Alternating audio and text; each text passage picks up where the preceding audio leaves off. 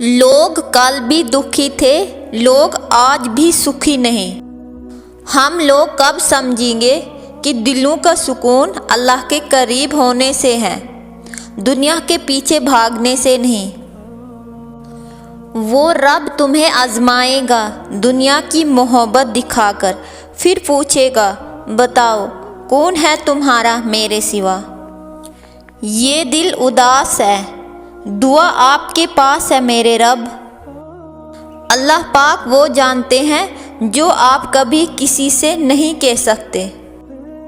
दुनिया की नज़र में खामोशी ईगो है और अल्लाह पाक की नज़र में खामोशी सब्र है। दुनिया की मोहब्बत से अल्लाह पाक नहीं मिलता, लेकिन अल्लाह पाक की मोहब्बत से दुनिया और जन्नत दोनों ही मिल जाते हैं। इंसान की अच्छी सोच पर वो इनाम मिलता है जो उसे अच्छे अमल पर भी नहीं मिलता, क्योंकि सोच में दिखावा नहीं होता। अल्लाह पाक को राज़ी करो, क्योंकि दुनिया वालों की मोहब्बत मौत पर ही ख़त्म हो जाएगी। अल्लाह पाक की मोहब्बत कब्र, हश्र और जन्नत तक साथ रहेगी। मेरी चुप्पी को मेरी हार मत समझना, मेरा सब्र वो ताकत है जो मेरे अल्लाह पाक को बहुत पसंद है। टूट कर भी मुस्कुराना सिखा दे, सब्र ऐसी रूहानी ताकत है। देर लगेगी मगर सब सही होगा, तुम्हें जो चाहे वही होगा। दिन बुरे हैं जिंदगी नहीं, सब्र रखो सब सही होगा। जिंदगी में अगर कुछ बुरा है तो सब्र रखो, क्योंकि रोकर हंसने का मज़ा ही कुछ और होता है। वो फरमाते हैं ये सख्ती सिर्फ कुछ वक्त की है, सब्र रखो, मैं सब्र करने वालों को बहुत पसंद करता हूँ। बेहतरीन सब्र वो है जिसमें लोगों से शिकायत नहीं की जाती है। नींद बदन को सुकून देती है और नमाज रूह को सुकून देती है। नमाज की तौफीक मिलना भी रब की नियामतों की तरफ से एक बेहतरीन नियामत है।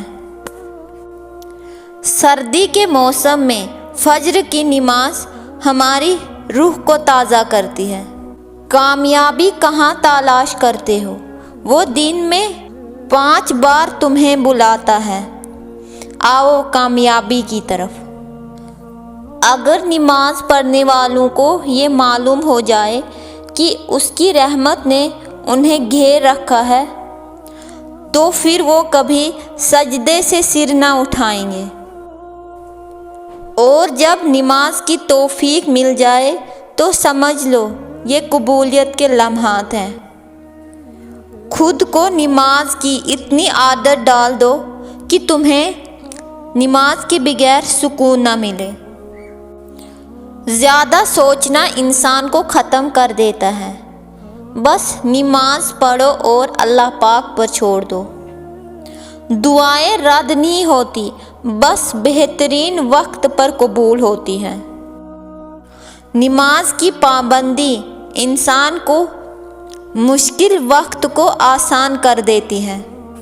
सजदे खुशी के हो या गमी के, तौफीक का मिल जाना ही बड़ी बात होती है। अल्लाह पाक खूब जानते हैं कि सब्र की राह आसान नहीं होती, इसीलिए वो अपने बंदे को कभी तन्हा नहीं छोड़ता। राज़ी करना है तो अल्लाह पाक को करो, जिसकी मर्ज़ी के बगैर एक पत्ता भी नहीं हिलता। अल्लाह पाक की रहमत से कभी मायूस मत होना, वो बहुत कुछ देने से पहले अक्सर तुम्हारे सब्र का इम्तिहान लेता है। अगर सुकून की कमी महसूस हो तो अपने रब से तौबा कर लो, क्योंकि इंसान के गुनाह ही हैं जो उसको बेचैन रखते हैं। इस दुनिया में सबसे कीमती दौलत ईमान की दौलत है, और जिसके दिल में ईमान की दौलत है وہ سب سے زیادہ قیمتی ہے اللہ پاک کی نظروں میں۔ اللہ پاک نے تمہیں دنیا اس لیے دی ہے تاکہ تم اس کے ذریعے آخرت کو طلب کر سکو۔ پوری کائنات میں کوئی کسی کا انتظار نہیں کرتا جتنا رب کریم اپنے بندے کی توبہ کا انتظار کرتا ہے۔